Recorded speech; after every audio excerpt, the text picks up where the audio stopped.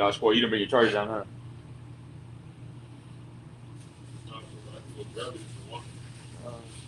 I can wait. I can wait.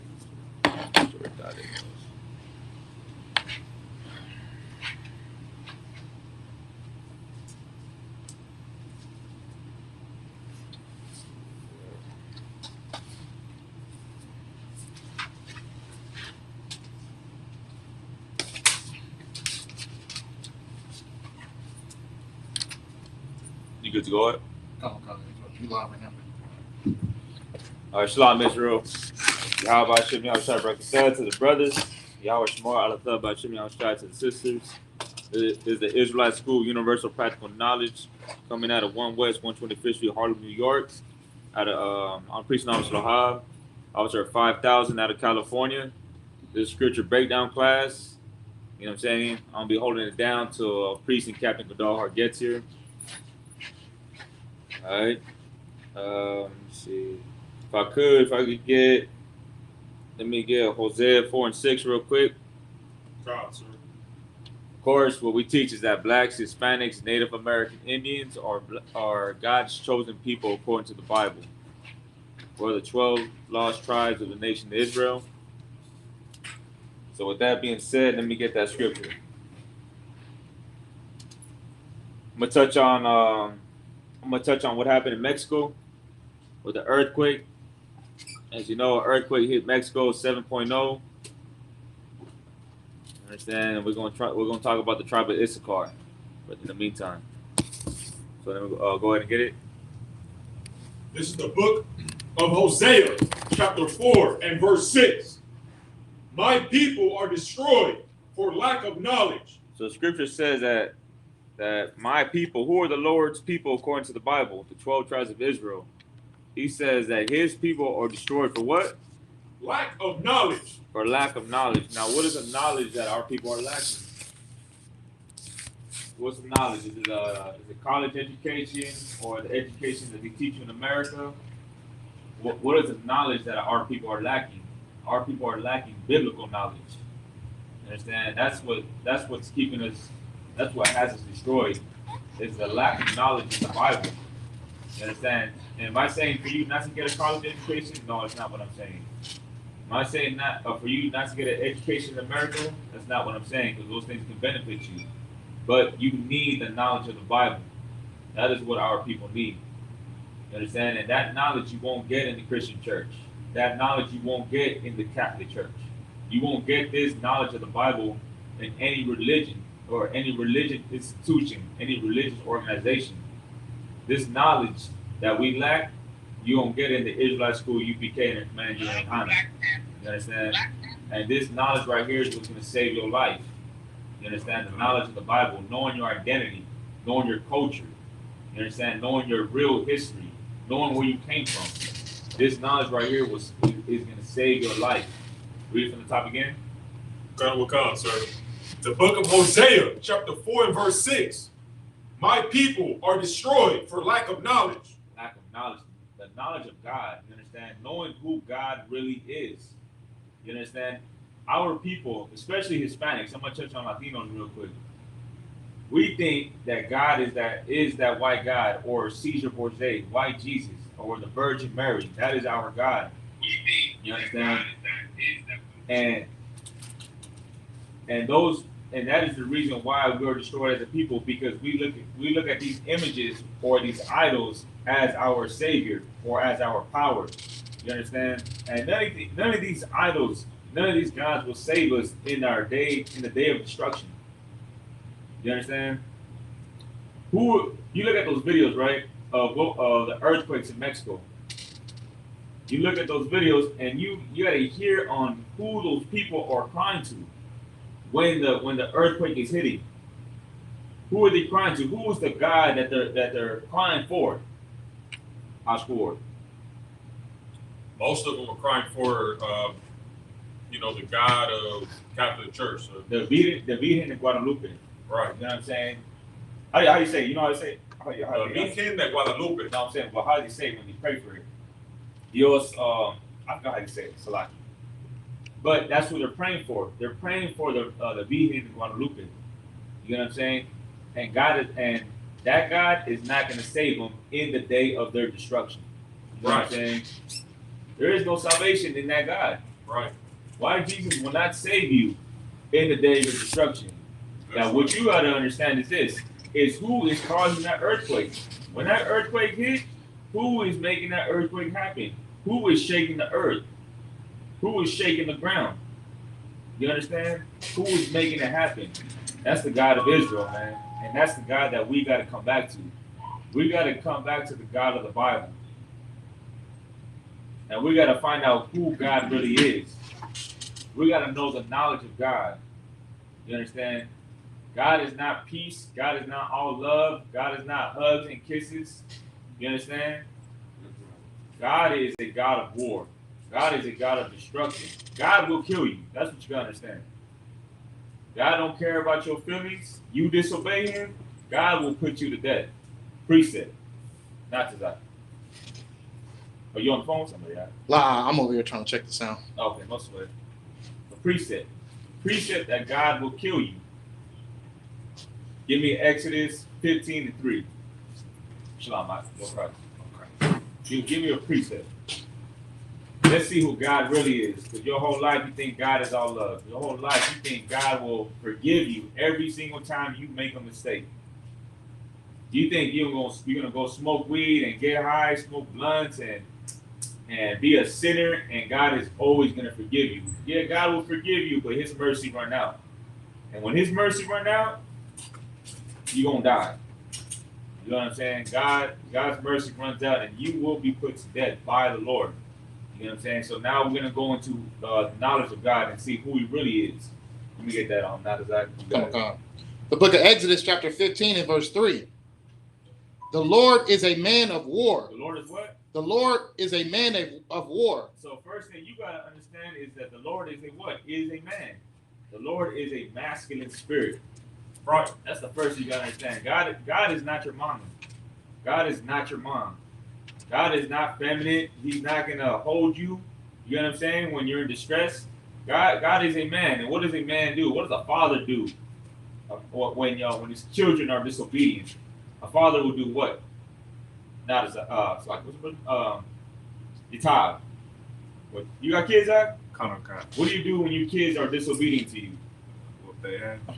You what? Whoop their ass. I mean, okay, you don't want to say that, but you put them in check. You know what I'm saying? Yeah, you whoop their ass. That was correct. You whoop their ass because that's what a good father would do, right? A good father would check his sons. A good father, when his sons are disobedient, when his daughters are disobedient, and they don't want to listen, they do what? They check them. They whoop them. They chastise them when they're disobedient. That's what a good father would do. You understand? And that's what the Lord is doing to us. That's what the Lord is doing to the brothers in Mexico, man. The tribe of Issachar. The Lord is chastising them. Because what? They believe in the Virgin Mary. They believe in the Virgen in Guadalupe. Listen, Oscar Ward did a video bashing on the Virgen in Guadalupe. You know what I'm saying? It had like 5,000 views. And on all the comments, brothers is talking about they gonna lynch Oscar Ward. You know what I'm saying? You better not go to Mexico or they gonna lynch him. You know what I'm saying? Lynch him, kill him, stone. They said stone him, right? They said stone you out? I believe they said if you were in Mexico, we would lynch you for disrespecting the Virgin Mary. You understand? You know what I'm saying? They call the Virgen de Guadalupe the mother. I think that the mother of the nation. You know what I'm saying? Right. Say it again. They call it like in English it would be translated our black princess. They call her black princess, Morenita. Right, you understand. That's their God. You know what I'm saying? I scored the excellent video going bash on the Virgin in Guadalupe. You know what I'm saying? And them Christ is not like that. You know what I'm saying? And what did the Lord do? The Lord done set an earthquake in Mexico. You know what I'm saying? Shook it up. Ain't nobody see the videos? Wow. Y'all gotta go see those videos out and see what the Lord did. It looked like a damn movie. You know what I'm saying? Pitch black. You know what I'm saying? It looked like lightning. I don't think it was lightning. It might have been something else. But everything is shaking. It was something to watch. You know what I'm saying? That's what the Lord would do. Let's not forget this. What happened in Mexico can happen right here. That's right. You know what I'm saying? What happened in Mexico, what happened to the Haitian brothers in Haiti? The Lord shook up Haiti. He shook up Mexico. Man, he can shake up America too, man. He can shake up California. You know what I'm saying? Now, what does that mean for you? That means you better serve the Lord. You better serve God. You better keep His commandments. You know what I'm saying? You better let go of your drug addiction. You better let go of your lust. You understand? Let go of Christianity, because when the Lord visits you, man, it's over. You know what I'm saying? It's a done deal. If you ain't serving the Lord that day, man, you just as good as dead. You know what I'm saying? Go ahead. Not as I where you at. From the top. Come on. The book of Exodus, chapter 15, and verse 3. The Lord is a man of war. Is a man of what? The Lord is a man of war. So not only is the Lord a man, but He's a man of war. That's what you gotta understand, is that the Lord is a man of war. And what does a man of war do?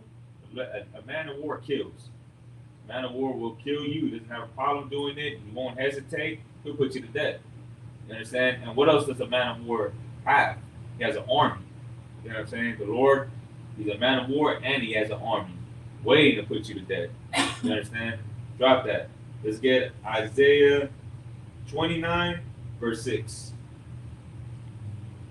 Isaiah 29 and verse 6. If I could, did anybody have any questions? We're good to go? Solid. Go ahead. Isaiah 29 and 6. This is Isaiah chapter 29, verse 6. Thou shalt be visited of the Lord of hosts. Thou shalt be visited by the Lord of hosts. What is a host? Todd. It's based like a commander in the army. A host is the army. That's what the host is. You know what I'm saying? It's the army. So thou shalt be visited by the Lord of hosts. Right? Go ahead. With thunder Uh-huh. and with earthquake Go ahead. and great noise. With thunder, earthquake, and great noise. That's how the Lord visits you right there. You understand? So when an earthquake happens, a storm happens, fire happens, whatever you want to call it, what the world would call a natural disaster is not a natural disaster. That is the Lord doing that. Right. You know what I'm saying? The Lord is behind every so-called natural disaster that is happening on earth. You understand? The Lord is giving angels commandments, orders to go destroy. You understand? And that's what happened in Mexico, man. That's what happened in Haiti. The Lord gave that order, you know what I'm saying, to go shake it up. You know what I'm saying? Shake up, what is it? Apacul. How you say it, Mashkur? Acapulco. Apacul.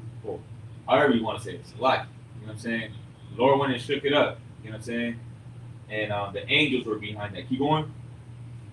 With storm and tempest Uh-huh.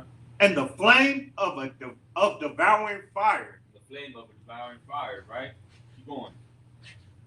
And the multitude of all the nations that fight against Ariel, even all that fight against her and her munition, and that distress her. You can stop right there.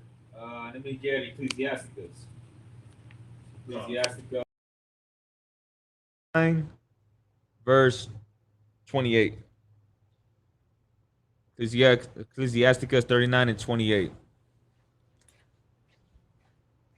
So what does that mean, man? That means get your life right. Black, Hispanic, and Native American Indian, man. Get your life right.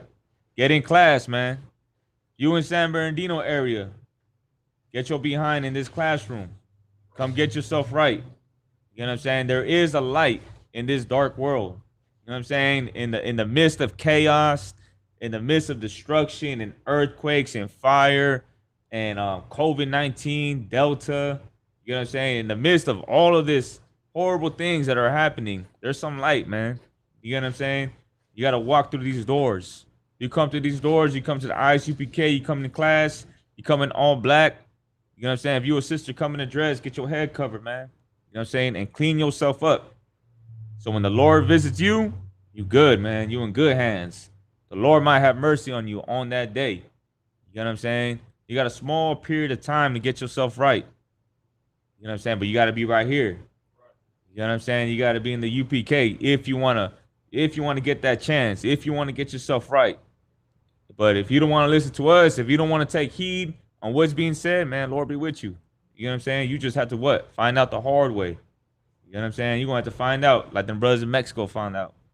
You know what I'm saying? You're going to have to find out like them brothers in Haiti found out. You know what I'm saying? Everybody knows somebody that died from COVID. Everybody knows somebody that died from Delta. You know what I'm saying? Like, you don't want that to be you. You know what I'm saying? Where you at? Go ahead. This is Ecclesiasticus, chapter 39, verse 28. There be spirits that are created for vengeance. There be spirits that are created for vengeance. Who are these spirits? Your top.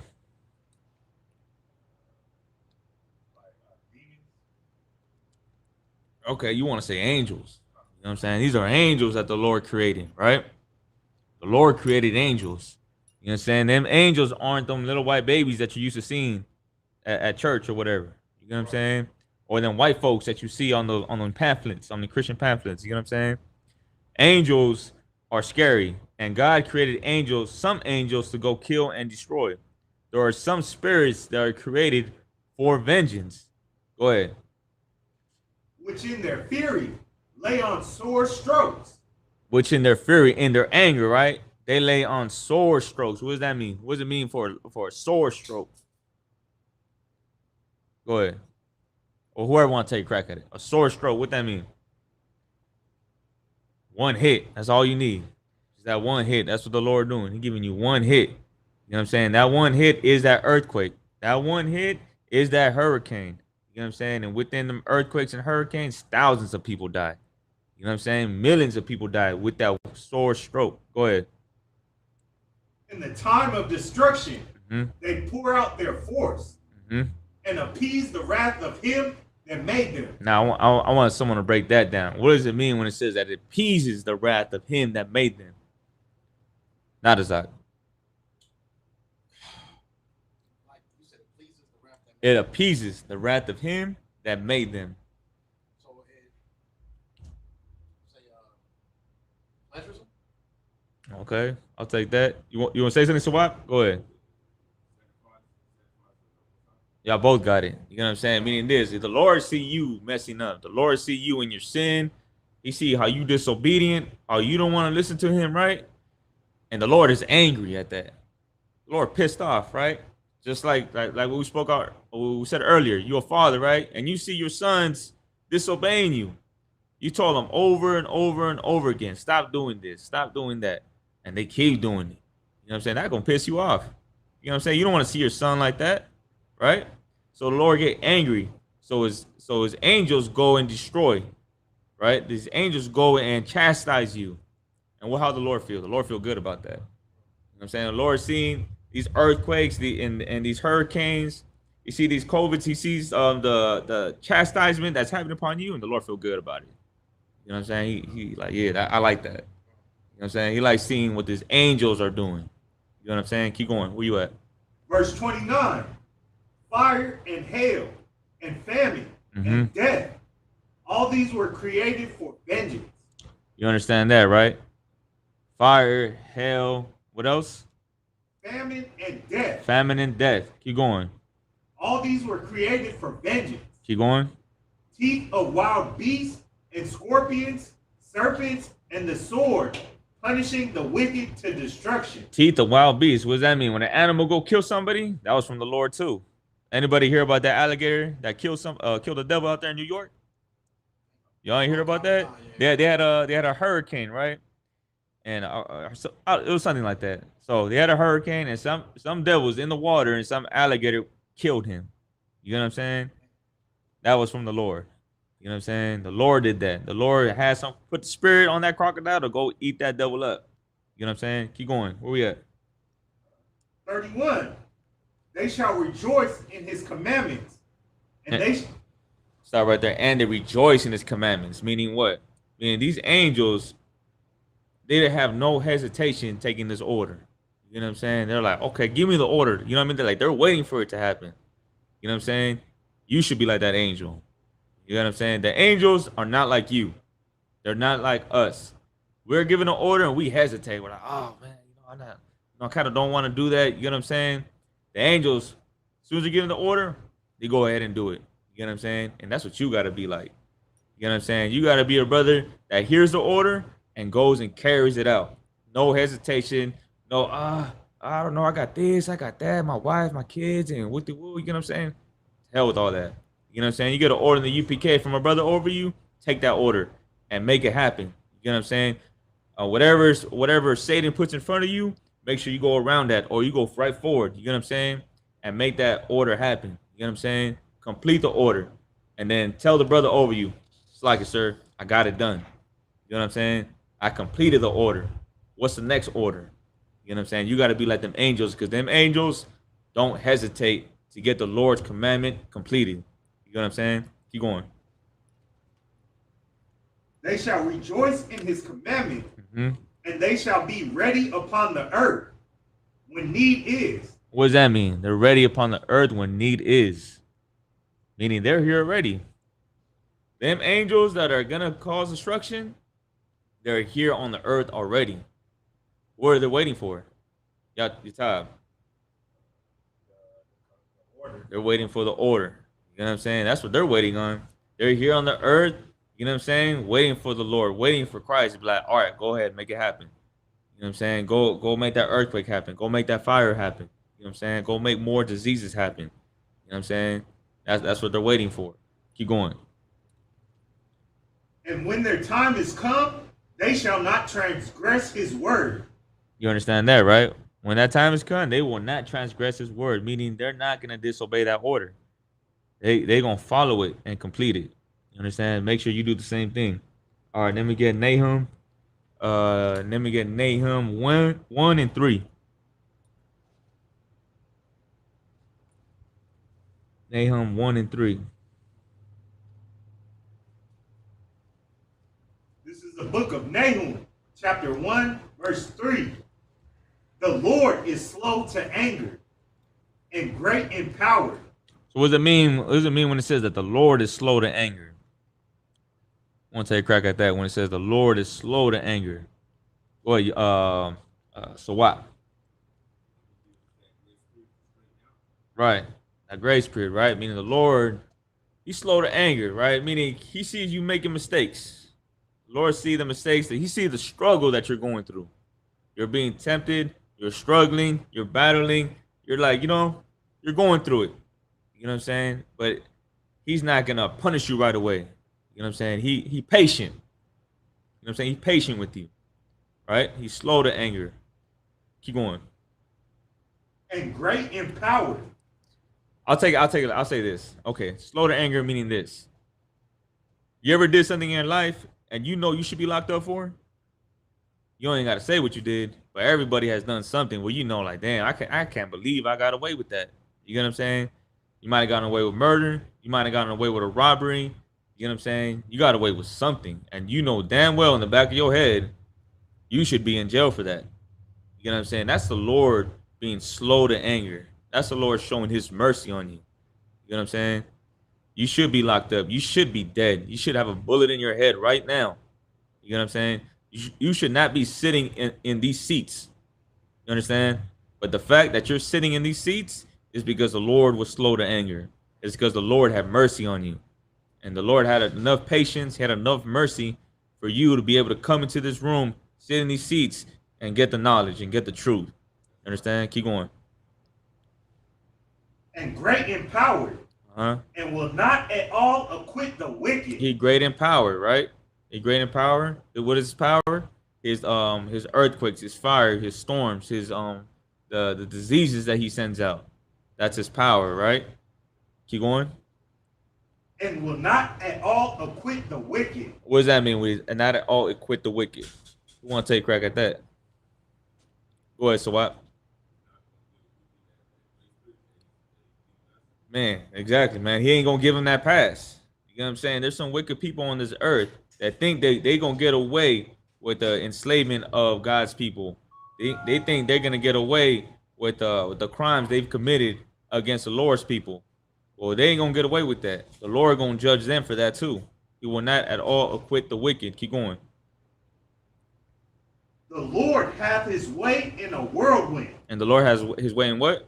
In the whirlwind. The Lord has his way in the whirlwind. Go ahead.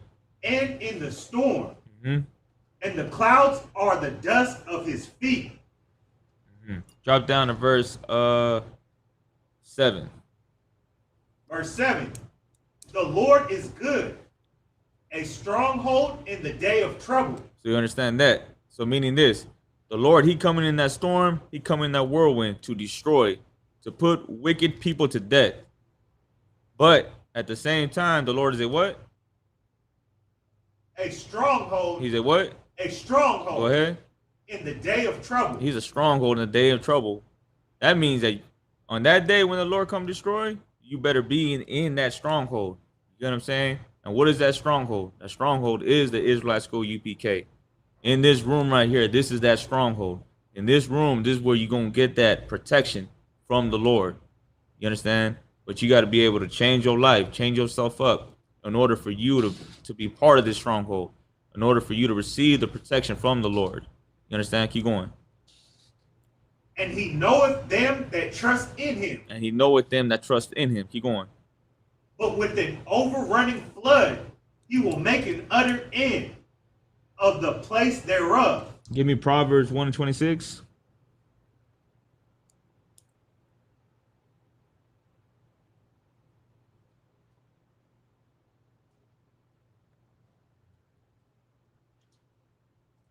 The book of Proverbs, chapter 1 and verse 26.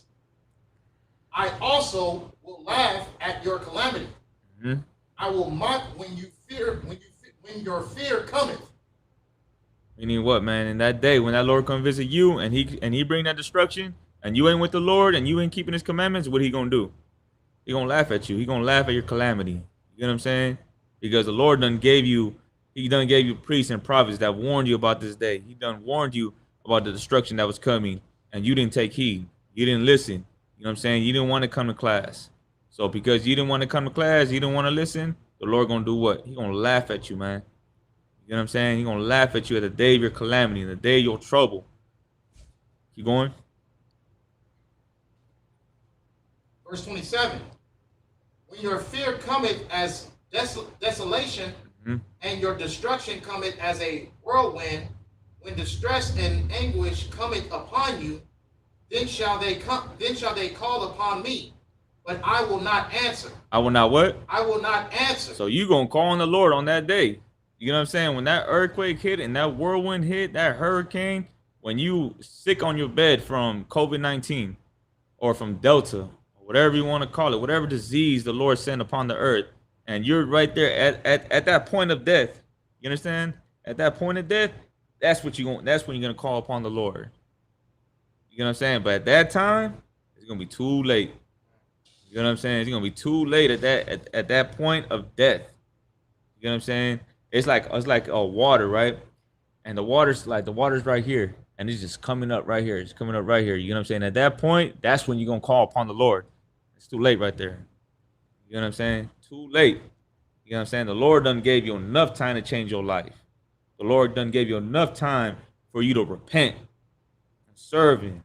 You know what I'm saying? But you decided to serve the Lord when the water was right here up at your chin. You know what I'm saying? And when it's right here, no more time. You know what I'm saying? That's it. You know what I'm saying? Time. The tape ran out. You should have changed your life before that. Keep going. They shall seek me early, but they shall not find me. Verse 29.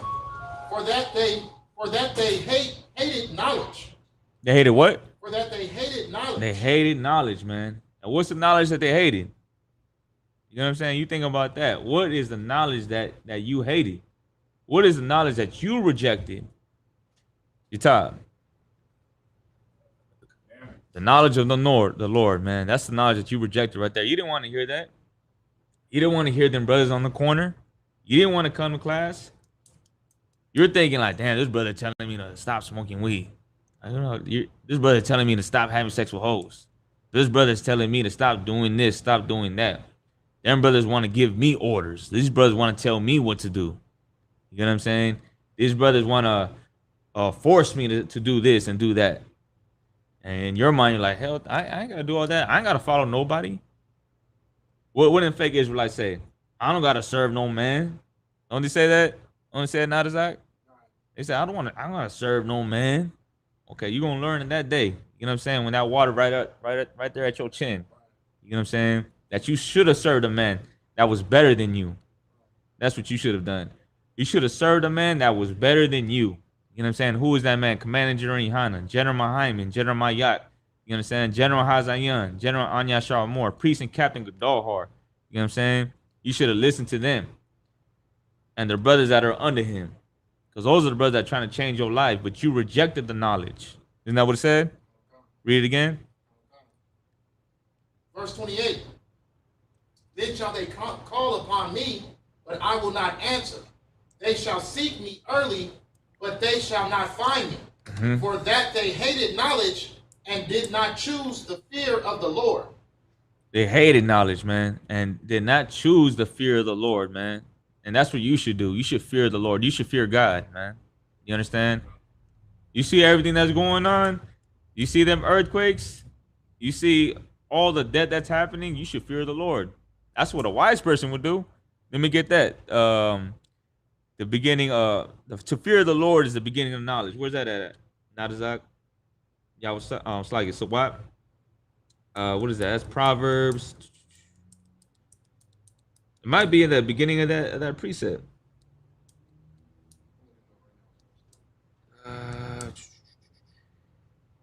Should be somewhere around there. Proverbs 1 and 7. Drop down to 7. The book of Proverbs chapter 1 and verse 7. The fear of the Lord is the beginning of knowledge. The fear of the Lord is the beginning of knowledge, man. That's the beginning right there. Fear of the Most High, man. You get what I'm saying? Fear of the Lord. You got some wisdom, man. And you see everything that's going on, you should fear God. Know that God is the one that's doing everything, man. You understand? And bring your behind right here. You know what I'm saying? These seats right here should be filled with people. But they're not. You get what I'm saying? Because people don't want to be in here. People, you know what? Our people are stiff-necked. You get what I'm saying? Hard-headed. With all the death that's going on, all the destruction, police brutality, prison, you name it. People still don't want to be in here. They still rather be out there in the world. You get what I'm saying? And doing the disgusting things that they're doing. Until the water get up right here. You know what I'm saying? That's when they gonna learn. And until death hits their door, you know what I'm saying? That's when they'll learn. What's after that? Whoever had it, just keep reading. But fools despise wisdom and instruction. And what are they? They fools, man. You know what I'm saying? They're fools because they don't want instruction. They don't want what else? What does it say in the scripture? But fools despise wisdom and instruction. Fools despise wisdom and instruction. You get what I'm saying? They don't want to be told what to do. You get the point? They don't want to be told to do. They want to do their own thing. Isn't that what brothers like to say in the world? I'm gonna do my own thing. You know what I'm saying? I do like what I want to do. You know what I'm saying? Ain't no one gonna tell me what to do. You know what I'm saying? Until they're dead. You get the point. Drop that. Let's get let me see. Psalms 50 and 15.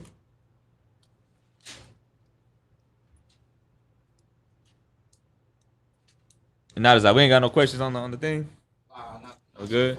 Y'all was good on questions, right? Good. All right, no sweat.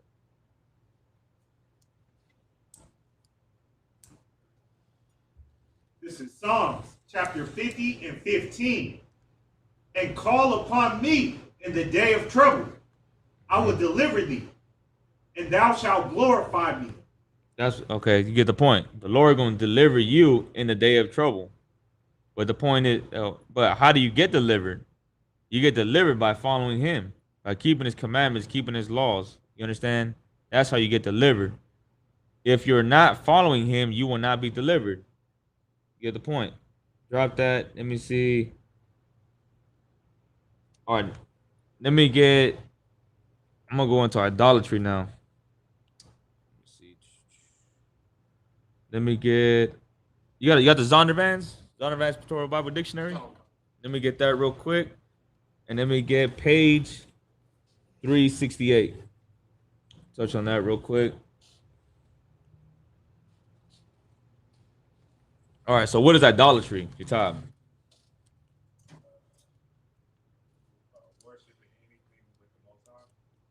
Worshiping the worshiping other gods. You understand? So what would be some examples of worshiping other gods? White Jesus, the Virgin Mary, Virgen Guadalupe. What the Muslims worship? Allah, right? What else? The Rock in Mecca, the Kaaba stone, right? Kaaba stone. What else? I believe those are like the basics, right? What else? Buddha, Krishna, right? Those are all gods or false gods that the Lord told us not to worship. Now, why do I mention those? Because those are the guys that our people worship today. You understand? You ask any black, Hispanic, and Native American Indian in America, and they're gonna tell you they believe in Christianity. They're gonna tell you they believe in Islam, and those are all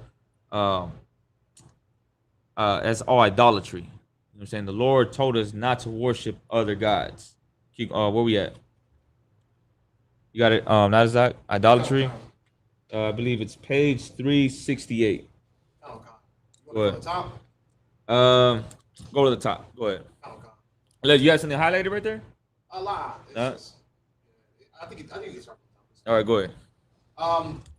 The definition of idolatry in the Zondervan's Bible Dictionary. Idolatry in ancient times included two forms of departure from the true religion: the worship of false gods, whether by means of images or otherwise, gods, whether by means of, and the worship of Jehovah by means of images. Mm-hmm. All the nations surrounded ancient Israel were idolatrous.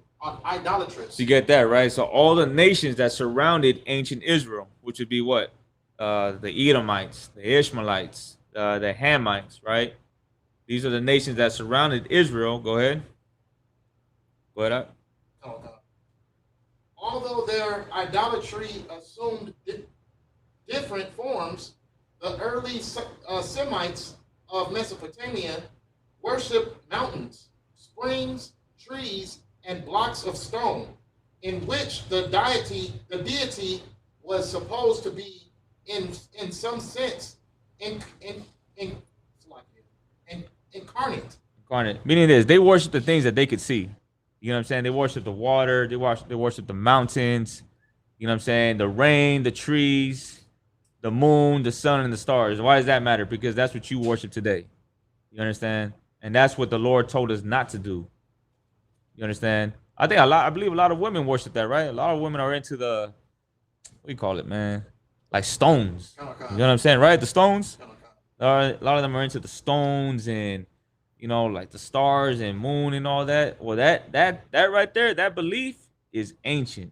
You know what I'm saying? That whole belief of worshiping the sun and the moon and the stars and rocks, that comes back thousands of years. And the Lord told us not to do that. You know what I'm saying?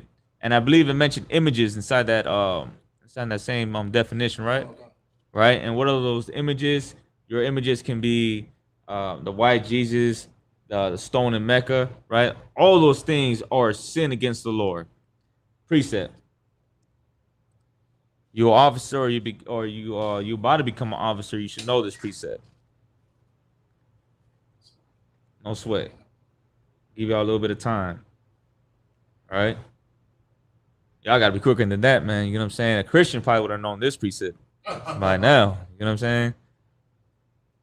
Y'all gotta sharpen up your sword a little bit. You know what I'm saying?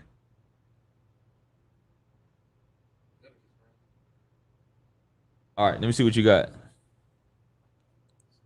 Just a precept about idolatry.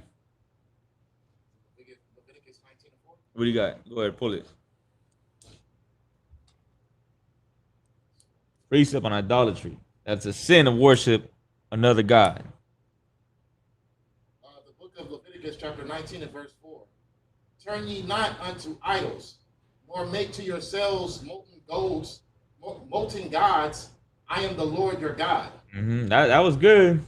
You know what I'm saying? But I'll take Exodus 20 and 1. You know what I'm saying? That's pretty basic right there. Pretty simple. That's milk. You know what I'm saying? That you should know. All right. Go ahead and pull it. This is Exodus chapter 20, verse 1. And God spoke all these words, saying, I am the Lord thy God, which have brought thee out of the land of Egypt, out of the house of bondage. Thou shalt have no other God before me. Thou shalt not have what? No other God before me. All right, the Lord said, thou shalt have no other God before me. Go ahead.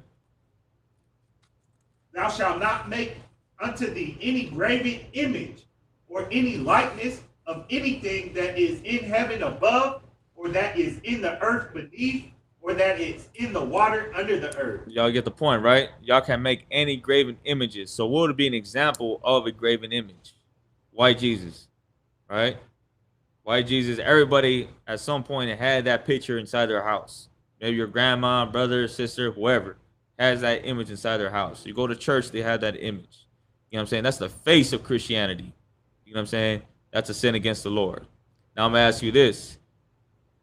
What you have around your neck, is that a graven image? Not Isaac. Nah, sir. Why not?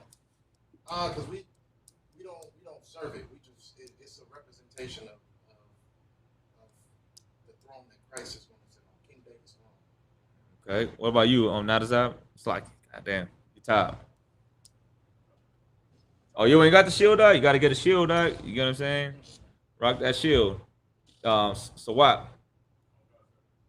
You understand the question? Is rocking the shield of David a graven image?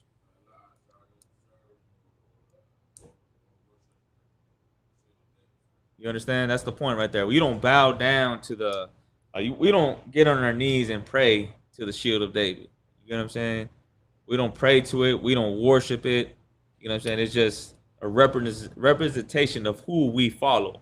You know what I'm saying? Which is Christ, who sits on the throne of King David, like not as Zach said. You understand? I'm saying that because a lot of fake Israelites, a lot of Christians like to say that. Oh, y'all got a graven image. You know what I'm saying?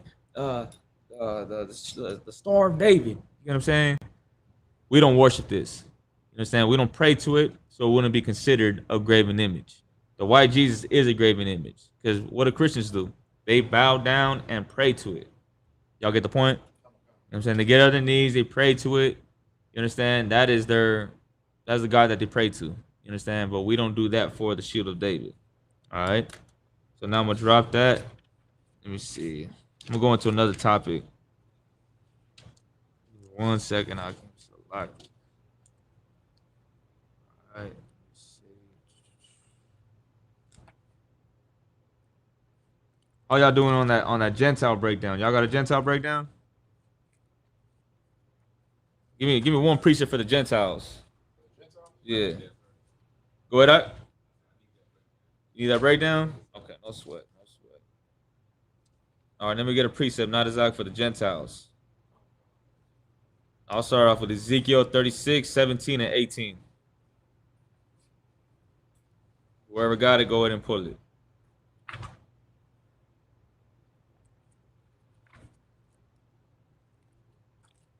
So you understand, right? With the Gentile breakdown, that's a breakdown that you should have in your notes. Every officer in the UPK should have a breakdown on who the Gentiles are. All right, that's a battle you're gonna get into in the street. A lot of Christians will pull the scriptures of Gentiles to try to show that other nations can be saved. All right, when that's a lie. So let me get Ezekiel 36 and 17. You there, right? This is Ezekiel chapter 36 and 17. Son of man, when the house of Israel dwelt in their own land, they defiled it by their own way and by their doings. And their way was before me as the uncleanness of a removed woman. So meaning what? When the Israelites, right? The 12 tribes of Israel, when we had our own land. When we had our own land, we defiled it. Meaning we corrupted it by doing the things that we wanted to do. You understand? Going back to what I said earlier, we wanted to do the things that we wanted to do. We wanted to do the things of our flesh. And the Lord chastised us because of it. Keep going. Wherefore I poured my fury upon them for the blood that they had shed upon the land. And the Lord poured his fury upon us. Right? The Lord got angry like a good father. He got angry and poured his fury. Go ahead. And for their idols, wherewith they had polluted it. With their what? And their idols wherewith they had polluted With it. the idols that we polluted our land with. We served other gods. You understand? With that being said, I'm going to pass the class over to Precinct Captain Gadalhar.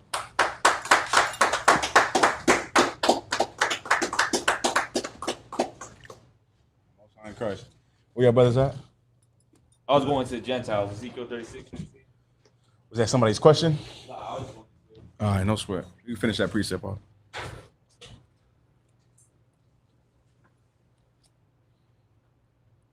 Put it from the top. This is Ezekiel chapter 36, verse 17. Uh-huh. Son of man, when the house of Israel dwelt in their own land, they defiled it by their own way and by their doings. Their way was before me as the uncleanness of a removed woman. Mm-hmm. Wherefore I poured my fury upon them for the blood that they had shed upon the land. Go ahead. And for their idols. And their what? And for their idols. And for their idols. Go ahead. Wherewith they had polluted it. Mm-hmm. And I scattered them among the heathen. The Lord said what? He had to what? What did he have to do? Scattered them among the heathen. Why? Why did he have to do that? Go ahead, you talk. Go on. Yeah, go ahead. So what was you gonna say? Because they were serving idols because they wanted to be white. They wanted to be Asian. You get what I'm saying? They wanted to be African. So the Lord allowed them to be those things. But they got to understand the Lord wanted them to be holy as well. So when you don't want to become holy, when you don't want to be holy anymore, now you become filthy. You understand? Now you become just like everybody else he made, just like every enemy the Lord made, right? So now you become those things, and the Lord made you those things. And then when he made you those things, you started to realize that what? That when you're not holy, you're the lowest of lows. You understand? There's no assimilating. There's no, it's no, being like your enemies or being like the heathens. It's either you're on top or you're at the bottom. You understand? That's that. That's what the Lord made it. For you to rule or to be ruled. That's it. There's no common ground, right? You can't be like a Arab and have a business at a liquor store or something like that, right? You can't own a donut shop, right? You're going to be the people buying the donuts to go to your other job, to be oppressed by another heathen because you didn't want to be separated. Y'all understand, right? Solid. Any questions off the topic? Go ahead. Mm-hmm.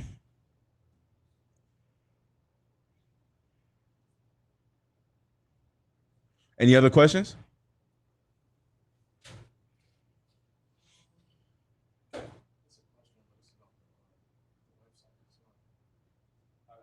Go ahead.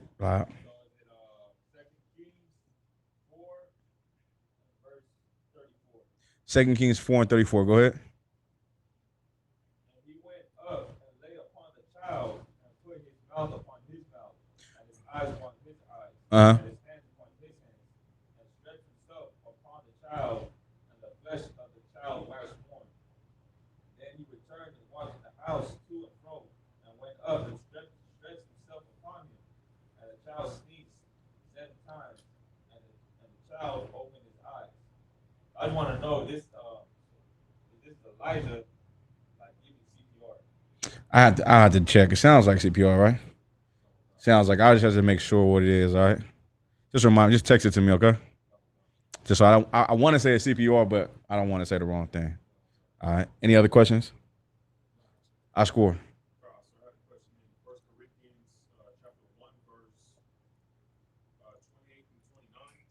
28 through 29. Go ahead. Mm-hmm. 1 Corinthians chapter 1, verse 27. 27 to 29. But God had chosen the foolish things of the world to confound the wise. And God he what? So one more time. Read it from the top. 1 Corinthians chapter 1 and verse 27. But God hath chosen the foolish things of the world to confound the wise. He chose the foolish things of the world to confound who? The wise. The wise. Go ahead. And God hath chosen the weak things of the world to confound the things which are mighty. Mm-hmm. Verse 28. And base things of the world and things which are despised hath God chosen, yea, and things which are not, to bring to naught things that are. Verse 29, that no flesh should glory in his presence. So I have an idea of what he's saying. I believe he was saying that if the Lord chose the people that are looked at as low, Right. people who are weak, destroyed, people who are not wise, to confound, which is us, to confound those who are wise, who are strong. You know, so and then in verse 27 it says, 29, that no flesh should glory in his presence. So if that's what it's saying, does that mean that he chose the people who are base in the world to confound the wise, so that even us, we won't glory in ourselves like, yeah, we confounded the wise and the mighty, but it's not us, it's the Most High. Our glory to the Lord. Is that what it's saying? Let me hear the context. Let me get 25. 1 Corinthians chapter 1 and verse 25. Because the foolish of God is wiser than men. The what? The foolishness of God is wiser than men. Mm-hmm. And the weakness of God is stronger than men. Go ahead. Verse 26. For ye see your calling, brethren, how that not many wise men after the flesh, not many mighty, nor many noble are called. Meaning what? Meaning the people who are wise, the people who are mighty, people who are noble and honorable, they're not the ones who are called to do the work. What are those people? It would be like LeBron James. It would be like Right. You just think about your judges, your lawyers, right? Doctors, right? They're mighty in the world, but they're not called to do the work, right? Go, keep reading. verse 27. But God had chosen the foolish things of the world to But God chose the foolish things of the world, right? He chose the people who what? It was probably been to prison, right? Drug dealers and murderers, right? And gangsters, right? He chose them and changed them, right? People who came out the Christian church, right? They didn't want to be a Christian no more. He chose the people who rejects the world, right? Or who changed from being some type of evil person to becoming a righteous person. He chose them, right? Go ahead. confound the wise. He chose them to confound the wise. Go ahead. And God had chosen the weak things of the world to confound the things which are mighty. Right. He grabbed the weak things of the world to confound the things that are mighty. Go ahead. Verse 28. And base things of the world and things which are despised have God chosen, yea, and things which are not, to bring to naught things that are. Right. So the people, if you look at the brothers in the UPK, you know what I mean? You're the people who are despised. You get what I'm saying? You're the people that despise. The people who, you know, no one really had any real faith in what you can do, right? No one really believes that you're a man of God because of the way you dress, the way you look, right? The way you speak. They believe a man of God is a half a homosexual, damn near, right?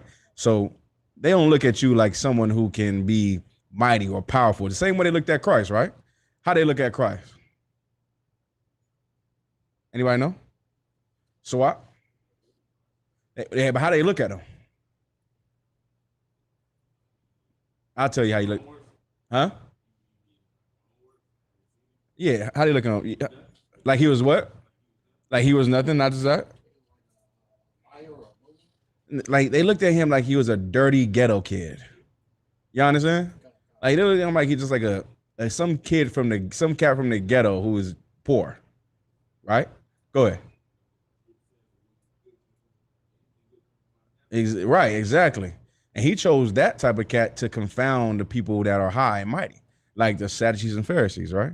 And the so-called ruler of the Jews. He chose the Most High chose a man like that to confound those people, just like how he finds you to confound the mighty. You understand, right? Go ahead. Verse 29, that no flesh should glory in his presence. Meaning what?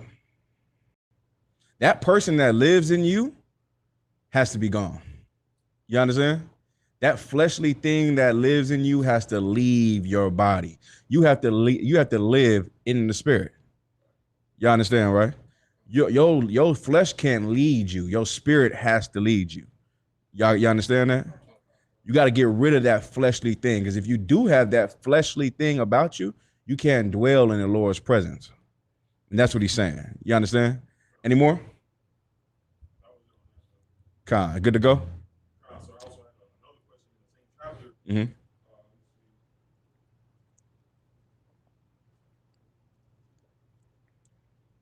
Verse 25.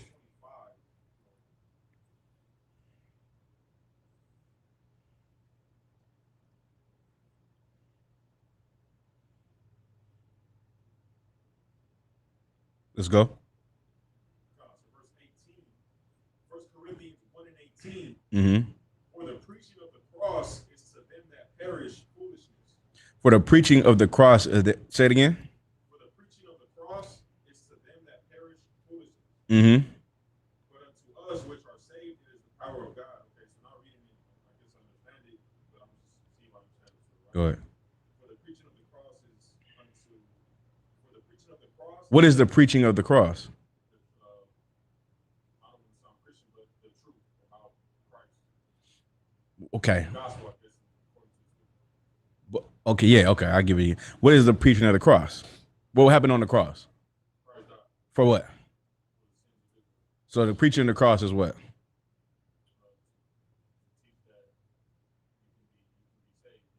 Right, it's about salvation, exactly. Go ahead. For the preaching of the cross is to them that perish foolishness. Mm-hmm. So it's saying that truth being preached to the foolish people is dead. They're not going to believe it. Yeah. Okay. Any more? That's it, sir. Oh, okay, solid. Any other questions? Your top? Revelations 2 and 6. I just want to know, like, what's the deeds of Nicolaitans? The deeds of Nicolaitans? Let me hear it. This is Revelations chapter 2, verse 6. Uh-huh. But this thou hast, that thou hatest the deeds of the Nicolaitans, which I also hate. Okay. The deed, this is, okay, read verse 1. Verse 1. This is talking about the schools, right? Okay, no sweat. If you might got to go up to where it starts to talk about the Nicolaitans. Go ahead, Lahab. Verse 5. Go ahead, read that verse 5 out. Verse 5. Remember therefore from whence. Go to verse 4. Verse 4. Nevertheless, I have somewhat against thee, because thou hast left thy first love. What's thy first love? This is the deed. This is the thing that the Lord had against them. What's thy first love? Anybody know? Go ahead. Brotherhood. You understand? That was the thing. So basically he's saying that what? Your top? Yeah, this school does not, they lack brotherhood.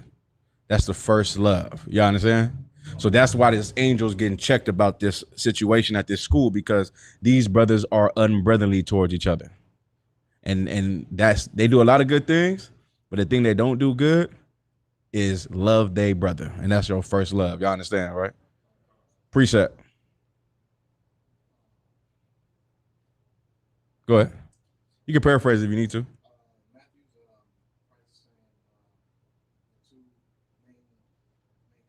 There you go, right? The two main laws, right? Love God with all your heart and love thy brother as I love thyself. You understand? Solid. Good to go. Any other questions? Want to get some? All right, no sweat. No questions?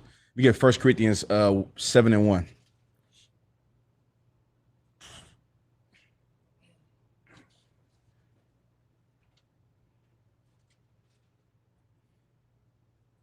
Who got it? This is 1 Corinthians chapter 7, verse 1. Now concerning the things whereof ye wrote unto me, it is good for a man not to touch a woman. Paul saying what? It's good for a man not to touch a woman. Remember, because these cats were writing to Paul about, you know, the things they were going through. They want to have sex with a woman. They want to, how they talking about marriage, right? How do I go about it? Now, Paul is writing back saying what? Read it again. Now concerning the things whereof ye wrote unto me, it is good for a man not to touch a woman. Right. He's saying what? It's good for a man not to touch a woman. Go ahead. Nevertheless, to avoid fornication. To avoid what? Fornication. What is fornication? Not that. Unlawful sex. Meaning what? Yep. Rape. Adultery. bestiality. You understand, right?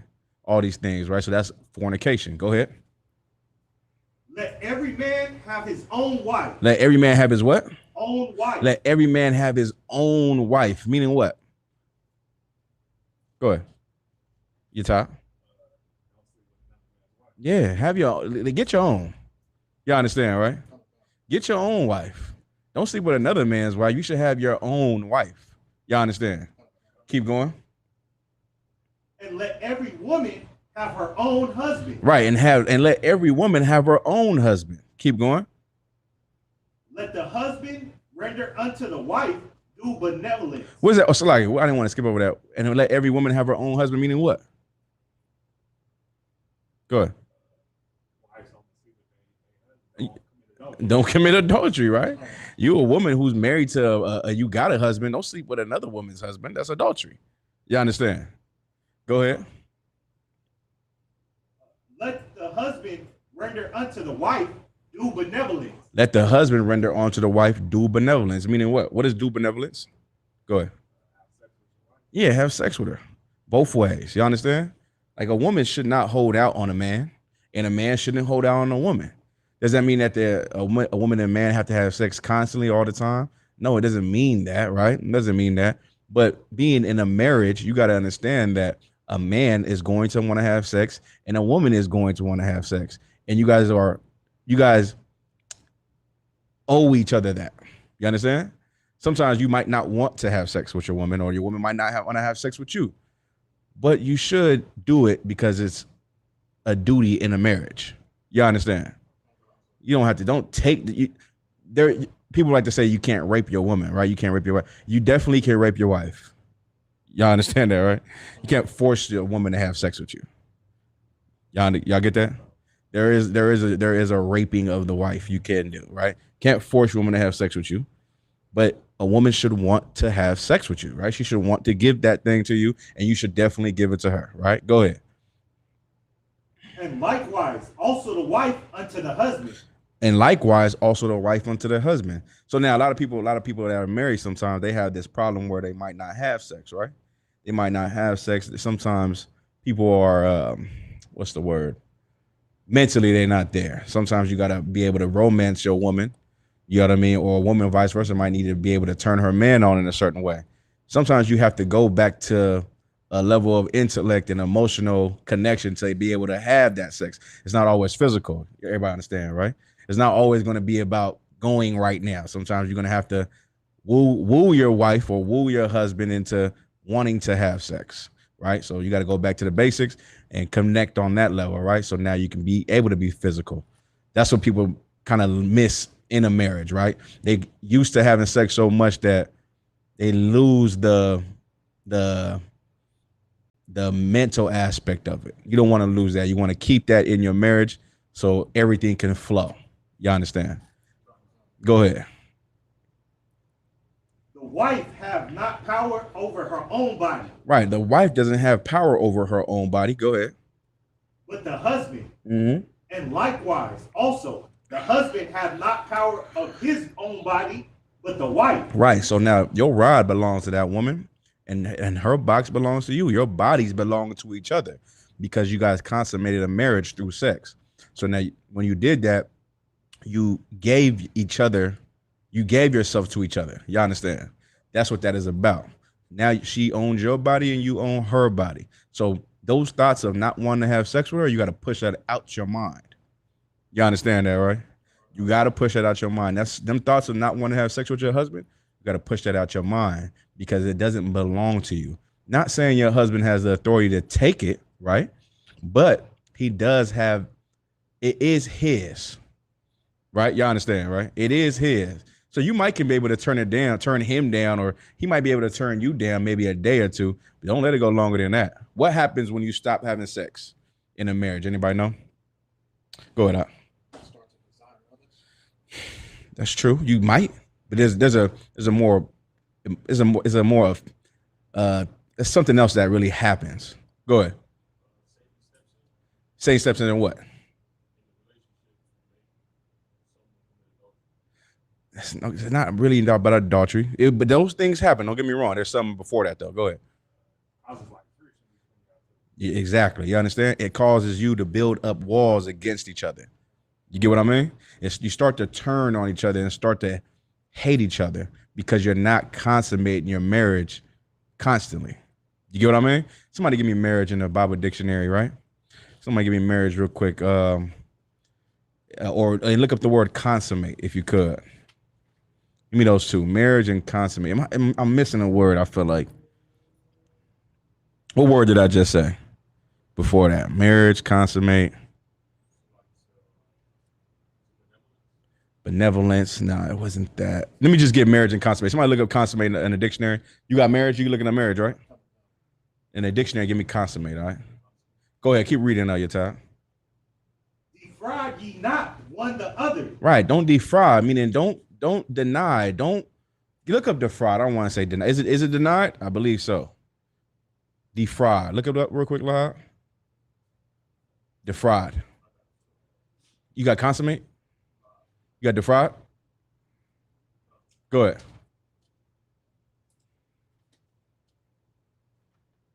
The definition out of the Merriam-Webster's dictionary for the word defraud. Mm-hmm. To deprive of something by deception. Right. Fraud. But that's exactly what it is, right? To deprive someone out of deception. When a woman says, I just don't feel like it, that's being deceptive. You understand? Sometimes you might not feel like it, but other times it's something else, right? And a brother says, man, I don't feel like it. Brother sometimes might not want to feel like it, but sometimes it's something else. You're defrauding one another, and you don't want to do that in a marriage, right? Give me consummate. Consummate is C-O-N. Shit, I'm horrible. Consummate. Just put it in Google. It'll do it for you. Say it again, sis. The water. I'm the worst speller you might know. I spell everything wrong. But I do use what's that? Autocorrect. I do use that. And I do look up how to spell words a lot. But I don't know how to spell anything. Go ahead. Consummate.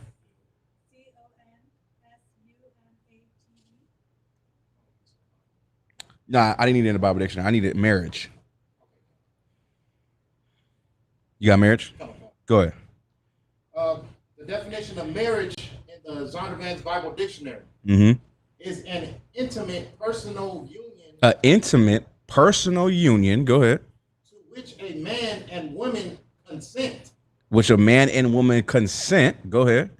Consummated and continuously nourished by sexual intercourse. Say it again. Wait, one more time. Consummated. One more time. Go ahead. Consummated and continuously. Consummated and continuously consummating. Go ahead. Nourished by sexual intercourse. You're nourishing your relationship through sexual intercourse. You understand? Those things, sex in a marriage has to happen. It has to happen. Even when you're mad at each other, it has to happen. Those things have to go down because it puts you in a level of connection that you and your wife or husband need to be in. You can work through your problems through them. You get what I'm saying? I'm not saying that. A lot of people might say, like you ever heard of relationships? In the world, they say a relationship's over. I was only with that person because of the sex. Well, sometimes sex can carry a marriage. You understand? Sometimes sex can carry a marriage, and it should. It carry a marriage until you're able to fix what the real issue is. But as long as you're still loving each other at some point, a lot of people can have sex and just hate each other and have sex again. They have sex 3 times a day and hate each other. You understand? They consummate in their marriage. They say, I hate you. I hate you too. Well, come on, let's do this real quick. And because this is what we do. You get what I'm saying? And then you, after you're done having sex, you say, I don't know why I was mad at you. I don't even know what the problem really was. And you realize the problem was dumb and stupid. And then now you can go back to loving each other. I'm not saying sex is everything in a marriage, but sex helps a marriage. You understand? Keep going. I mean, Salaki, what you had up? Consummate, if you could. The word consummate out of the Merriam-Webster's dictionary, to make marital union complete by sexual intercourse. To make it complete through sexual intercourse. Y'all understand, right? Everything I'm trying to say is sex is marriage. So if sex is the marriage, continue to have the sex. You understand? So if you stop having sex, this wall builds up between you two, and you start to hate each other. And what y'all said, it might lead to desiring other people. It might lead to adultery. It might lead to something foul. You don't want those things to happen, right? You want to be able to desire your woman, and she wants to be able to desire you. And you want to complete your duty in having sex, right? Keep reading. Except it be with consent for a time. Well, go 2 verses up, 2 lines up. Defraud ye not one the other, except it be with consent for a time. Except for it be consent for a time, right? Sometimes you're gonna fast. What it's gonna say in the next verse. Go ahead. That ye may give yourself to fasting and prayer. You might give yourself to fasting and prayer. That's the time when you can agree. Hey, listen, we're fasting right now. We're about to have a Day of Atonement. You can agree that you're not going to have sex on the Day of Atonement, right? You shouldn't. It's not unlawful, but you shouldn't, right? You shouldn't, because you want to be in the mindset of afflicting your soul, right? That's the whole thing. You want to afflict your soul with bread and water. So afflict yourself, man. Don't have sex, right? Don't enjoy your day. Afflict yourself. Just afflict yourself. It's a thing of atoning for the sins that you've done in your life. You understand? So if you can atone for your sins by afflicting your soul, the Lord can look at you as worthy to be forgiven. Everybody understand? Keep reading. And come together again. And come together again. Go ahead. That Satan tempt you not for your incontinence. What did it say? What? What did it say, sis? Incontinency, right? Go ahead. But I speak this by permission and not of commandment. Right. He's speaking and he's telling these brothers, I'm speaking this in permission, not a commandment. This is just my suggestion or my advice to you, right? As a brother who didn't have a wife. This brother didn't have a wife. He's telling you all these things, right? You can be like me and not have sex, but I understand, brothers, you want to have sex. There's no problem with that. There's no problem with having sex. But these are the things you're going to have to do. You understand? I pull another precept. Oh, no, keep going. We're going to read all this. Go ahead. Keep reading. For I would that all men were even as myself. Paul is saying, he's speaking as a brother that's saying what? I wish that everyone can be like me. How was Paul? He didn't have a woman, right? He didn't have the desire to have sex at all. He was different, right? He was a eunuch. He was, just a brother who wanted to dedicate his life to doing the work of the Lord, just like Christ. You understand? Keep going. But every man hath his proper gift of God. But everyone has a different gift. Some brother, listen, there's brothers that want to have sex all the time. There's brothers who definitely need sex. It's definitely that, right? Then there's brothers who maybe don't care about sex like that. You get what I'm saying? They don't care about dealing with a woman. You know what I mean? They just want to do the work of the Lord, right? Ain't nothing wrong with that. But there's nothing wrong with wanting sex either. You understand? Go ahead. One after this manner, and another after that. I say therefore to the unmarried and widow, it is good for them if they are abide even as I. He said to women too. He said it's better for you that you don't have a husband. You just stay widowed. Why is he saying this though? Why is he saying it's better for you not to have a woman? It's better for you not to have a husband. Why? Not that. Is it because they're unexperienced and unlearned about how to properly have a marriage? Not necessarily. Sis? Yeah, that's it. That's it. Yeah, everybody understand? He's saying because I want you to just dedicate your life to serving God. I'd rather you do that. Because why? When you're a man who has a woman or women and kids or kids, right? You become a brother who has a lot on his plate on top of serving God. And there's a lot of distractions that come with having that. And Paul knew it. Paul knew that he would, if he wanted to go to a city, he'd rather take a brother who has no responsibilities except for serving God. You understand? He know that what? I want to take this brother, but he got so much he got too much shit on his plate. I can't even take this brother nowhere because he got to get back at this time. You get what I'm saying? We got to be everything in a rush. I'd rather him just not go because I'll take this brother because I know he doesn't have nothing to do except for the work. And with a brother like that, you can do every damn thing. You can conquer every damn thing because he could just dedicate his life to this. He doesn't have a woman. He doesn't have kids. But he said, but listen, I understand you want to have sex. So do your thing, right? So now he tells a woman, she has to take care of children. She has to, be there for her husband. And then a woman who's married she listens to the man over him, but she listens to her husband. You understand? So her husband might tell her to pull her away from the work to handle his personal business, which is absolutely fine. But it takes her away from doing the duty she could do in the school, right? So he said, I understand these things. I wish you can be like me, but I'm speaking that with permission and not as a commandment, right? Keep going. It is good.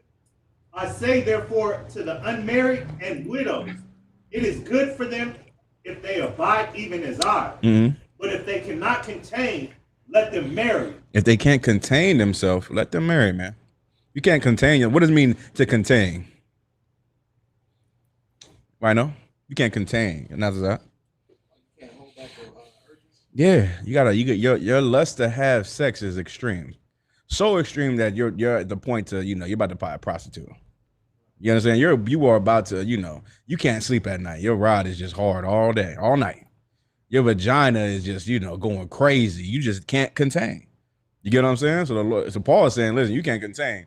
Get you a woman. Get you a husband. Good Lord. Handle that. Right? Handle that. Get your business. I understand. I get it. Because you can't contain. Keep going. For it is better to marry than to burn. You understand, right? It's better to marry than to burn. It's better to go and get you a woman or get you a husband than to burn. Because when you're burning, you can't really, if you can't contain, you're really not yourself. You understand? You really can't even be yourself because your mind ain't even clear. If your mind ain't clear, you're doing things that an unfocused person would do. You understand? So now he's saying, please go get you a woman or please go get you a husband because you look crazy out here. You're doing things that are just very strange. And it's because you don't have sex, right? Because you can't contain yourself. You're a person who needs to have sex. So no problem. Handle that so you can be normal, right? Keep going.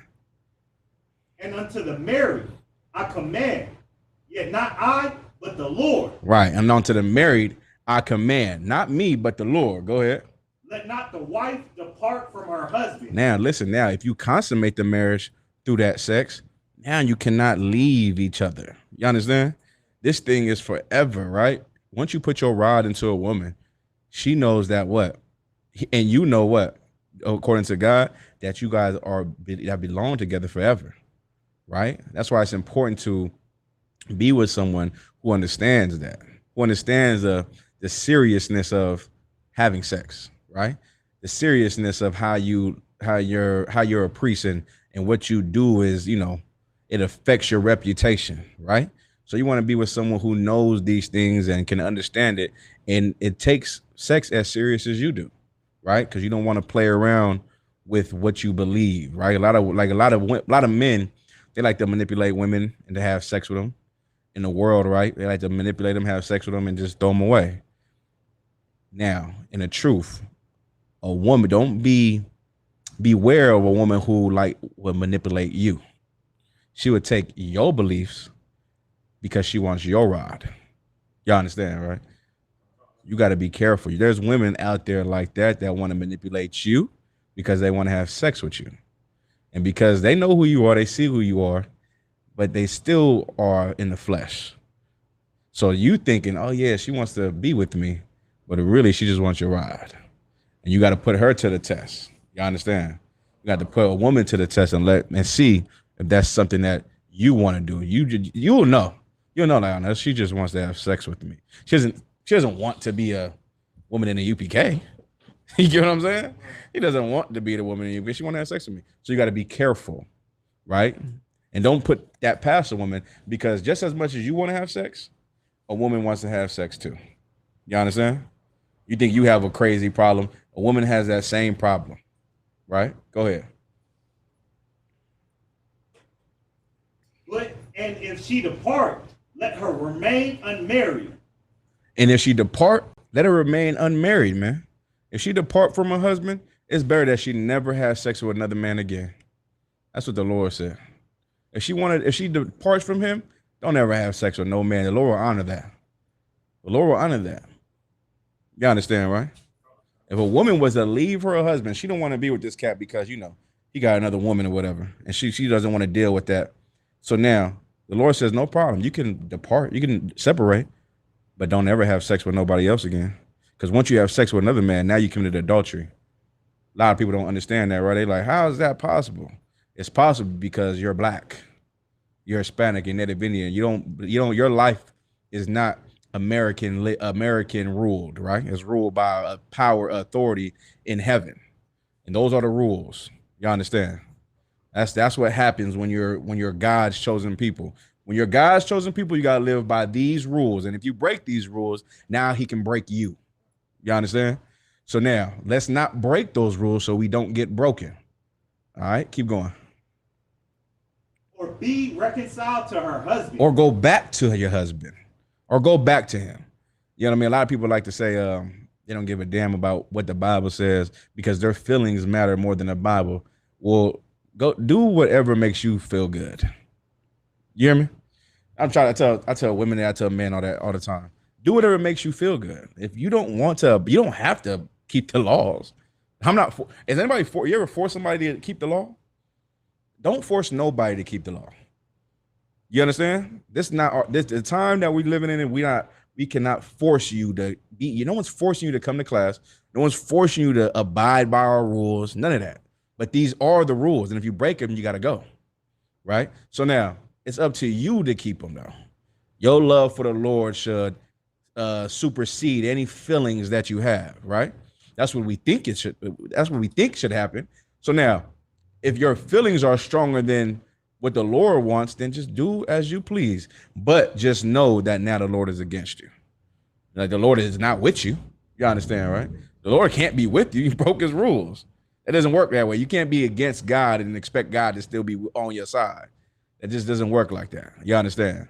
You're black, you're Hispanic and Native Indian. You're under the authority of God. You're under those rules. Whether you keep them or whether or not, you still get the judgment for what you do. That's just the cold hard truth. I didn't make that up. That's in the Bible, right? Keep going. And let not the husband put away his wife. Same thing, right? A brother cannot throw a woman away. Can't throw a woman away. Once he sleeps with that woman, he has to be, and not only does he have to be with this woman, right? He has to do a duty of a husband. What's the duty of a husband? Anybody know? Sis. Protect his wife and family. What else? Ash? The teacher, corrector, right? More importantly, you cannot neglect your duty. You understand? When you marry a woman, there's no neglecting her. There's no avoiding her. There's no not speaking to her. You understand? Those things can't happen in a marriage. You can't do those things because now you're making a woman hate you. You understand? Go ahead.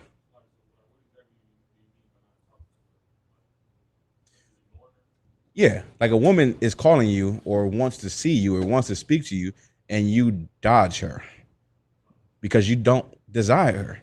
Because you was filled with lust and now, your lust, the demon left you and now you're avoiding the person that you had sex with.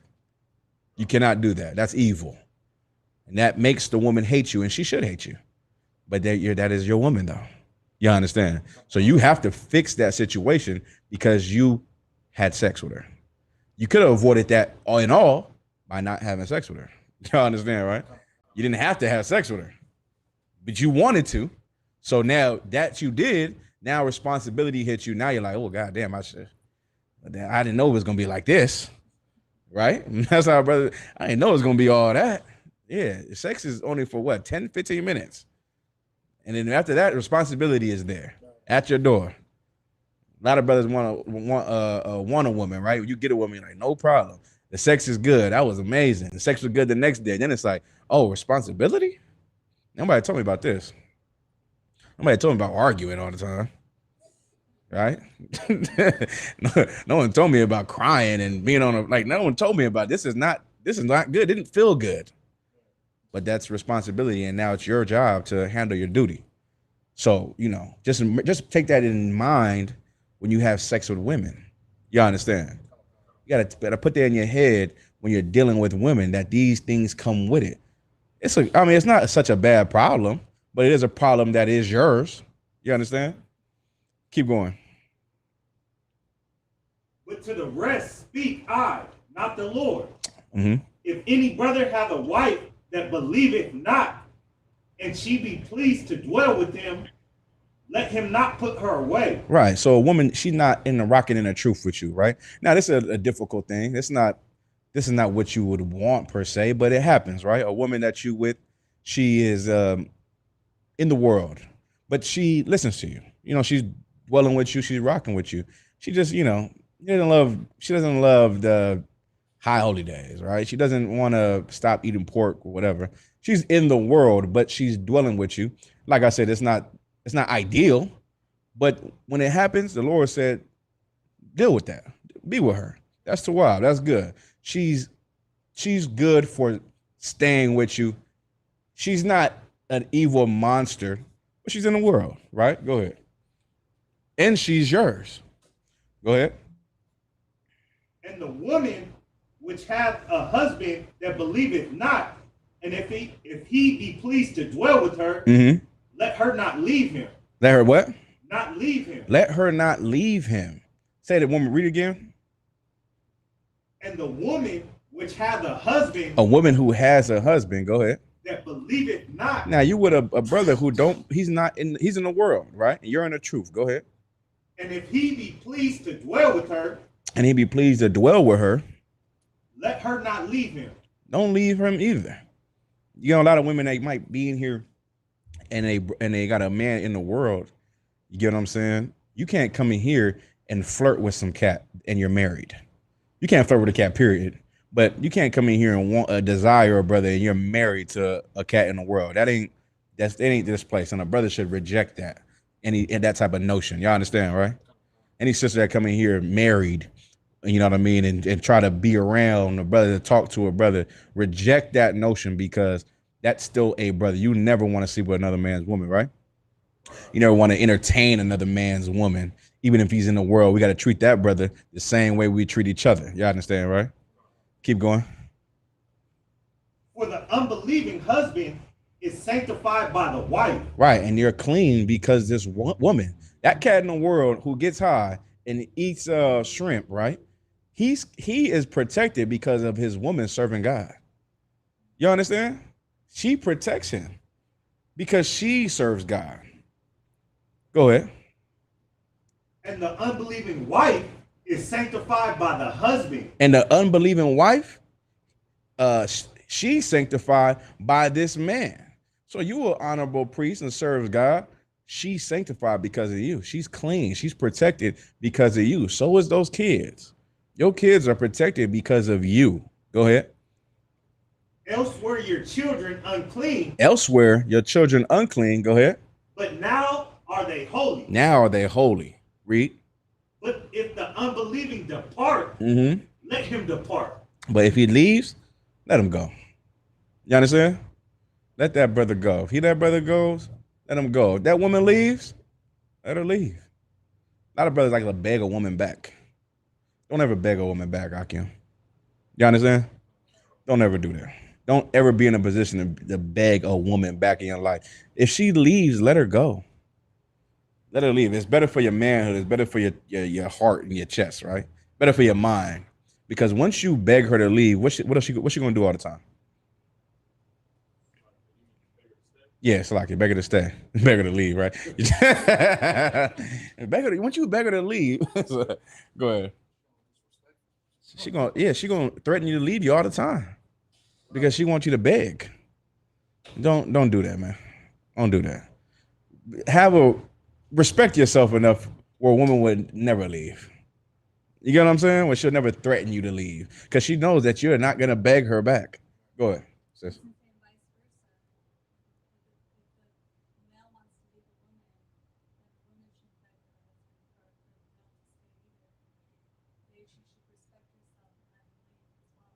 Yeah, if he wants to go, he should go. What's the problem? You get what I'm saying? What's the problem? But now, your husband wants to come back, because that's what happens. These cats leave and they come back. That's still your husband. You understand, right? Your woman leaves and comes back and she ain't had sex with nobody else. That's still your wife. Y'all get that, right? Still happens. Yeah, it's just your problem. Like I said, those problems you got to deal with, right? Go ahead. A brother or a sister is not under bondage in such cases. But God has called us to peace. God has called us to what? Peace. You understand, man? The Lord looked out for you. The Lord said, man, I know this person was a problem in your life. I got rid of him. Give me the precept for that. It's Ecclesiastes, right?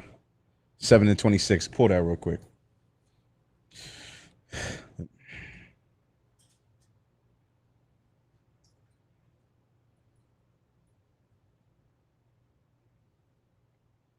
book of Ecclesiastes, chapter 7 and verse 26. And I find more bitter than death the woman. Now, there's a certain type of woman that is a horrible woman, right? You have some horrible brothers out here, but there's a certain woman who is so bad, so ridiculous, like so evil that the Lord made a scripture about it, right? Go ahead. Whose heart is snares and nets. This is her mind. It's snares and nets. You know what I mean? Meaning she is just laying a trap here, left and right, to destroy your soul. You understand? To destroy your dignity, right? And your integrity, to kind of break you down into powder. A lot of women can do that to a weak man, right? A woman can do that to a weak man where he is, busted down into powder, into dirt, because he allow this type of woman to speak to him a certain way or control his feelings in a certain way, right? So to the point that he has no fight back. So he gets grounded down by this certain type of woman. Go ahead. And her hands as bands. Whoso pleaseth God shall escape from her. But now, if you come and serve God and please God, the Lord can remove her from your life. How can he remove her? How? Anybody know? How can the Lord remove her? Go ahead. Causes her to want to seek someone else. Yeah, she just cause them just to leave you. And in some cases, if a woman leaves them, they start crying, right? They start crying. They won't want to be left. And it's like, why don't you want her to leave, brother? Don't you want this to happen? Didn't you pray for this to happen? But then when the woman leaves, now this cat just can't deal with it. It's crazy. And I'm like, oh my goodness. So now, but there is a type of cat that that gets up, faces the east, and thanks God that a woman left. Because now he can have peace in his life. And that's a man who serves God. You understand? Keep going. Whoso pleaseth God shall escape from her. But the sinner shall be taken by her. The sinner shall be what? The sinner shall be taken by her. The Lord said, you deserve that evil monster. You know what I mean? The Lord said, why? Give me the precept. Go ahead. Yeah, pull that real quick. Ecclesiasticus.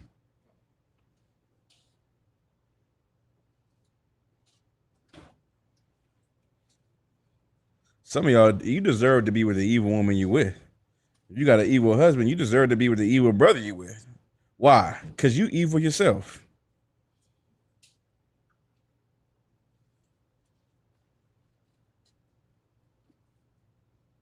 Who got it? Go ahead.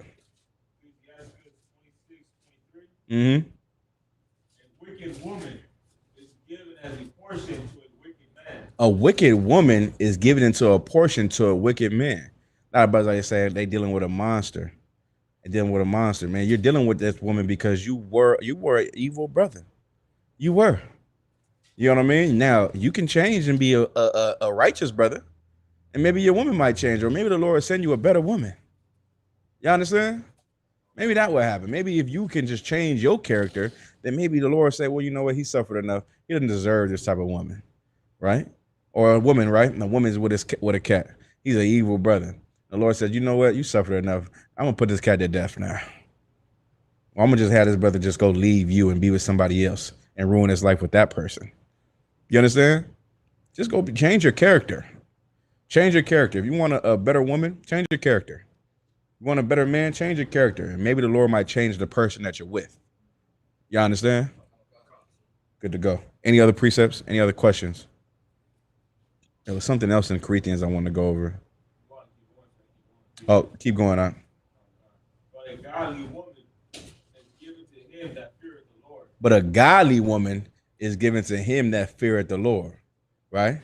A godly woman. If you fear God, meaning what? You do exactly what he says. Then he'll give you a good sister, man. He'll give you one. But you got to fear God, though. Oscar. God, no sweat. Keep going. That was it. I can go up to verse 22. Go to 22. Go ahead. A harlot shall be counted as spittle. A harlot should be accounted as what? As spittle. Mm-hmm. But a married woman is a tower against death to her husband. Right, a tower against death, man. She's a pillar of rest. She's a protection to this man's soul and to his mind. Y'all understand? Good to go? Any other questions online? No sweat. Sis, you got a question? Okay, no sweat. All right, let me get 1 second. There's something I had to go over.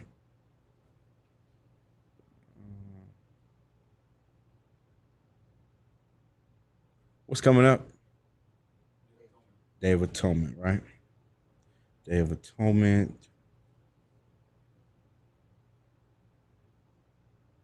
Con, let's go over that. Let's go to a Day of Atonement, right? What's like? I'll go over that next week, right? Wait, it's in 2 weeks? Next Wednesday? Okay, yeah, then I'll go over it then. All right, no sweat. Let's get to the Day of Atonement and the precepts, right?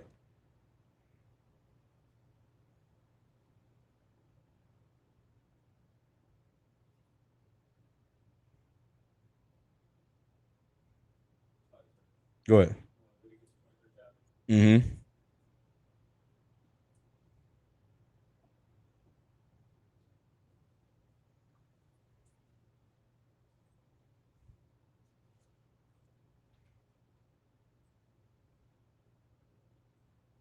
You got it?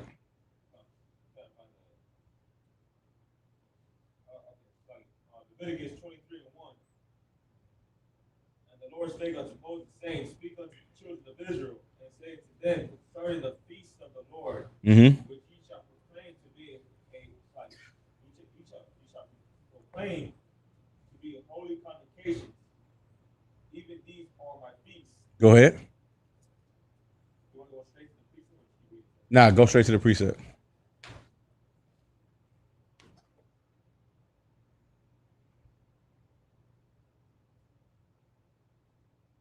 Should be 7, right?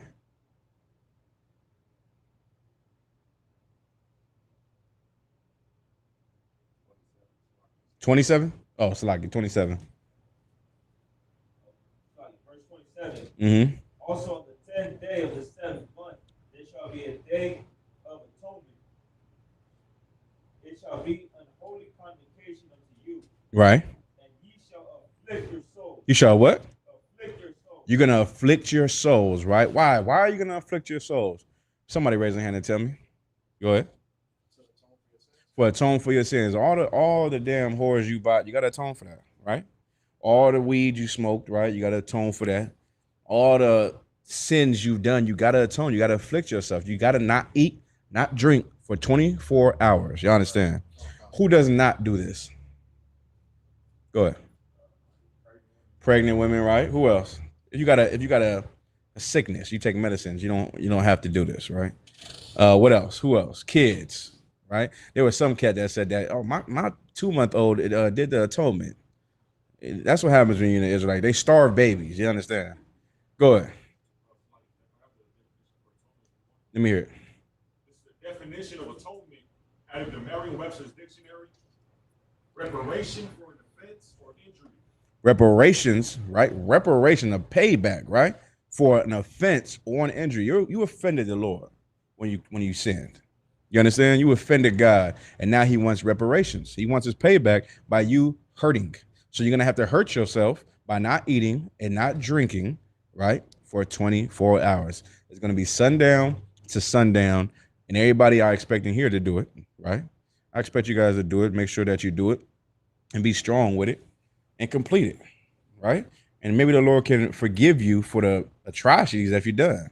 Maybe he can look at your offense and forgive you for the things you've done, right? Let me get 2 precepts first, all right?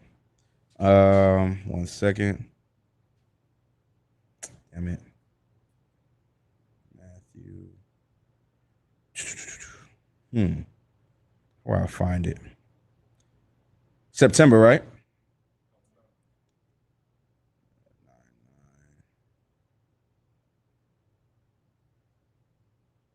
What day was it last year? You remember?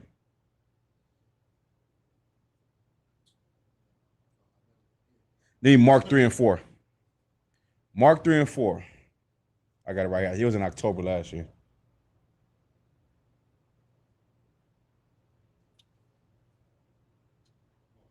Yeah. Mark 3 and 4 and then Matthew 12 and 7. Mark 3 and 4. Uh-huh.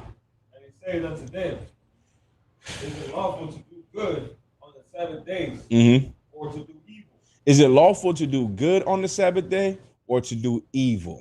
Right? Who's asking this? Go ahead. These Sadducees and Pharisees asking Christ, right? Is it lawful to do good or is it lawful to do evil? Go ahead. So Christ is asking the Sadducees and Pharisees, right? He's asking them, right? Khan, go ahead. To save life or to kill. To save life or to kill. What's he's asking them? Because what did he do? He's paraphrasing what happened in Kings, right? When the brothers gave, when the Levites gave David the showbread, which was only for the priest that day, right? And he's asking them, should the priest should have let that man die from being hungry, from starvation, or should they have gave him the bread so he could live? Is it lawful to be good, do good, or do evil? Right? So now I bring my question back to this because you have fake Israelites that would starve a baby. This is a real thing. They won't have a baby, like a month-old baby, eat for 24 hours because they have to. The baby has to atone for their sins. You understand? So he starves the baby. This is a true story. He starves the baby, and his pregnant wife. He got a woman out, or I think he has something like he said when his woman was pregnant, she did the atonement too because every soul. It says in the Bible, every soul has to do it, right? So now, when it says soul, it's able body soul. Does anybody know the precept for that? There's a precept in Exodus that said, and 70 souls walked into Egypt, right? Babies can't walk. You understand, right? When you're 9 or when you're 6 months, you're crawling. When you can walk, you're an able body soul. You understand? So you don't have your baby. Mainly anyone who is young, 10 years old, 11 years old. I think a man. People like to say 12 years old and up, but I think it's the parents' decision on when they believe their child is ready. So it's about 12, 13, I believe, right? They can finally start to doing it. But a baby does not have to. So now this precept is a precept you can use to defend that a baby needs to eat. The reason why you have to do it is because you got fake Israelites who are goofballs and are putting their baby at risk. You understand, right? So now we have to break it down for people who are not in the truth. That's why it's so important to be in the truth. Because when you're out the truth, you're putting people's life in danger. You understand, right? They don't understand the quality of life. They don't understand the Bible. So people might die when you don't understand the Bible. Because you're a fanat. What's that called? Not a fanatical. What's that word? Yeah, not an amateur. It's almost like it's something like it's something like you're like you're a unlearned radical. You get what I'm saying? Now you're radicals, but you're learned. But this cat is a unlearned radical. You understand, right? So we got to teach these unlearned radicals that they're wrong so they don't kill their baby. You know what I'm saying? So now we're reading this precept, and now Christ is saying to the cat, what? He's saying to the brother, what is it? Should we not do good on the Sabbath day? Right? Should we let the brother die? Should the priest kept the law by not feeding his brother? And if they don't feed him, then he's dead. So he did the right thing by not feeding him. Christ is he's cutting these cats because they're evil. He's showing that they're evil. Just like this cat here is evil by not feeding his baby. Go ahead.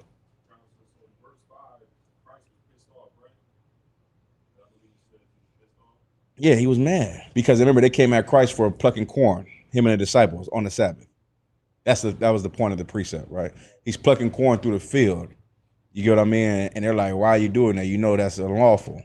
So he's cutting them with this precept, which is in Kings, right? Or I think it's in Kings or Chronicles, right? Chronicles. I'll get the precept for you in a second. Go ahead, Al. Is it lawful to save life or to kill? Go ahead. They held their peace. Go ahead. Verse 5, and when he had looked round about on them with anger, being grieved for the hardness of their hearts, he said unto the man. For the what of their heart? For the hardness of their hearts. For the heart, because they're stupid. Right? You understand? They rather you let someone die than to do something that's good. I can suffer my babies, I can suffer my babies eating, and I'll take on that burden. That makes them feel better. You understand? My wife is pregnant. She can eat and drink because she's pregnant. And in some cases, women who are pregnant, if they don't eat or drink all day, that's bad for the baby. Y'all understand? That should be elementary. Everybody, right? Everybody should know that is not okay, right? They eat once an hour. When you're pregnant, you eat all the time, right? So you gotta teach these people that's evil, and their mindset is evil, and they're just off. They're stupid. You know what I mean? Keep going. And when he had looked round about on them with anger, being grieved for the hardness of their hearts, he said unto the man, stretch forth thine hand, and he stretched it out, and his hand was restored. And his hand was what? Was restored. Oh. He healed somebody on the Sabbath day, man. When they said, you should just let his hand be that way. And Christ said, what's wrong with you, man? Isn't it better for me to do good than to do evil? If I can heal him now, why would I have to wait till tomorrow? Y'all understand? That's cats in the world. They don't understand loving. They don't understand God. And you got to teach them God. They think that they should be in the dark on a Sabbath day. Turn off the lights. I can just sit here and just stare at this picture of Russian icon all day. You get what I'm saying? Why they even put clothes on? It's ridiculous, right? Keep going. And the Pharisees went forth and straightway took counsel with the Herodians against him. Right, that's all you need. Y'all understand, right? Give me Matthew 12:7. This is Matthew chapter 12, verse 7. But if ye had known what this meaneth, I will have mercy and not sacrifice. I'll have what? Mercy and not sacrifice. You understand that? We're going to have mercy on this baby and this child. We're not going to sacrifice. They're not going to. This baby is not about to sacrifice the baby got to get on the breast and get some milk. We're going to have mercy. We're not going to sacrifice. You understand, right? Go ahead. You would not have condemned the guiltless. Mm-hmm. For the Son of Man is Lord. You're not gonna condemn who? The guiltless. The who? The guiltless. Go ahead. You're not gonna condemn the guiltless. Who's the guiltless at this point? Oscar.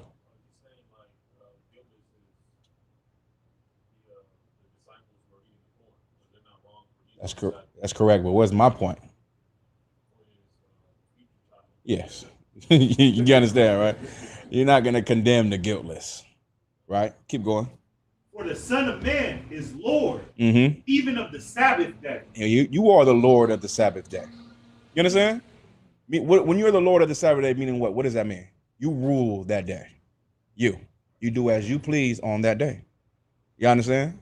I know it's crazy we have to break this down, but you're gonna have to, because there's gonna be some nut that tells you let your child eat on the Sabbath, on a Day of Atonement, and you're gonna be like, "Con," and he's gonna be like, "Brother, Commander Johanna's crazy, man.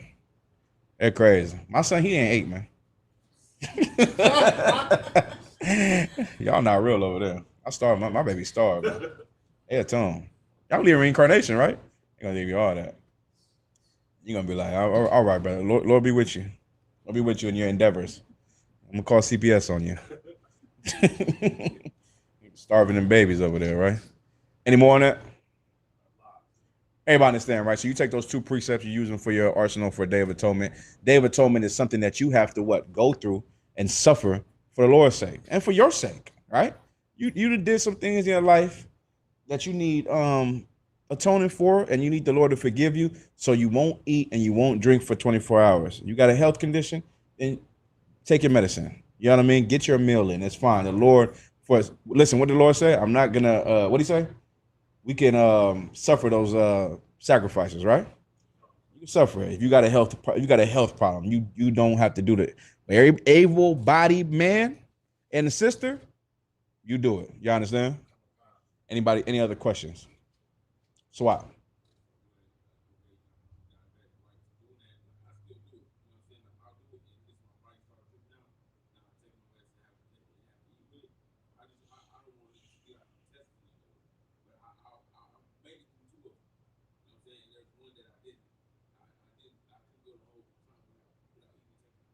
Mm-hmm.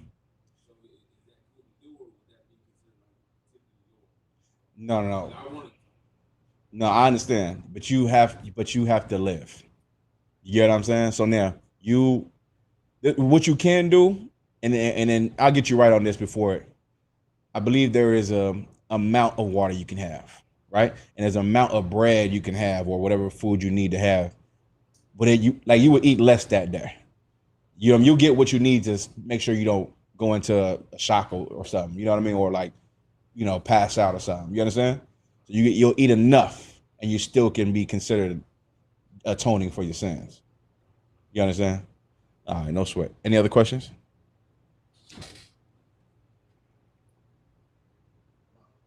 All right, with that, I'm going to pass the class over to Precinct Officer Oscar Ward.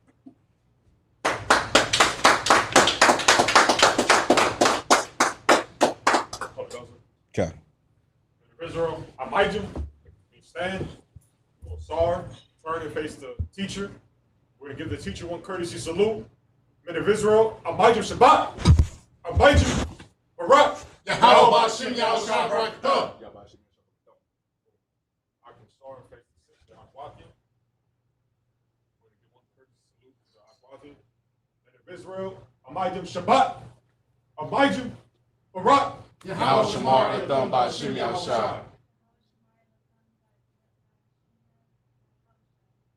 Yanni Matah, dismissed.